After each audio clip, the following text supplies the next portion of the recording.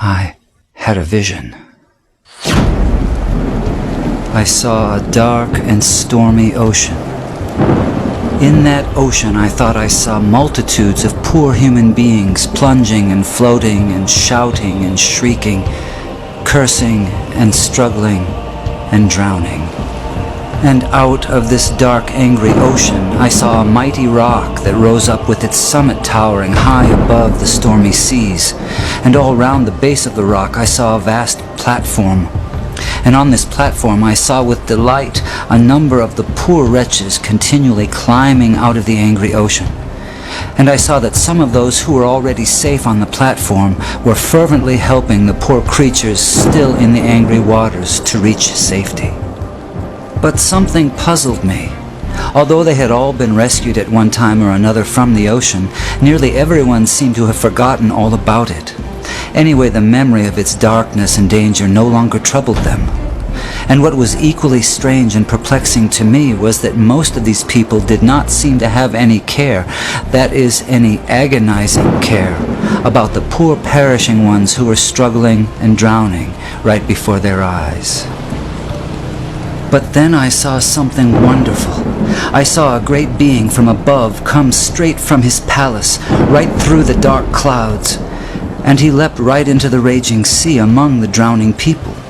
And there I saw him toiling to rescue them until the sweat of his great anguish ran down in blood. And he was continually crying to those already rescued, to those whom he had helped with his own bleeding hands, to come and help him in the painful and laborious task of saving the lost.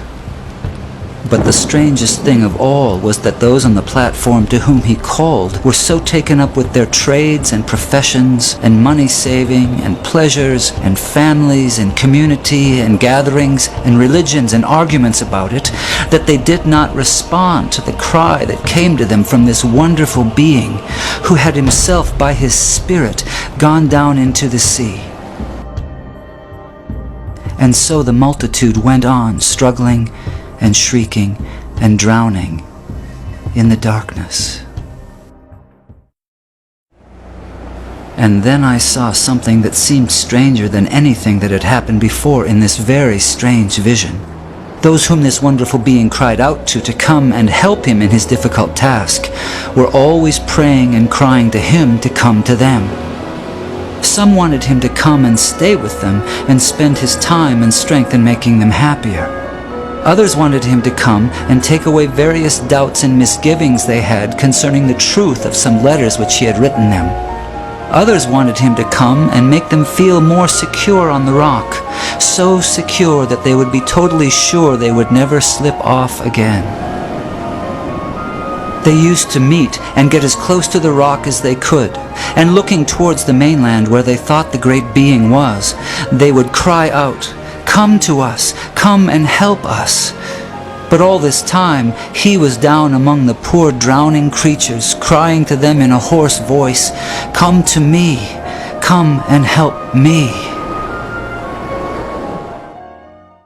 And then I understood it all. It was plain enough. That sea was the ocean of life, the sea of real actual human existence. Those multitudes of people struggling in the stormy sea were the billions of sinners from every race, language, and nation. That great sheltering rock was Calvary, the place of the cross, and the people on it were those who had been rescued from sin and hell and who professed to be followers of Jesus Christ. That mighty being who called to them from the tempest was the Son of God, the same yesterday, today, and forever, who is still struggling to save the dying multitudes about us from this terrible doom of damnation, and whose voice can be heard above the music and machinery and noise of life, calling on the rescued to come and help him save the world. My friends in Christ, you are rescued from the waters. You are on the rock. Jesus is in the dark sea, calling on you to come and help him. Will you go?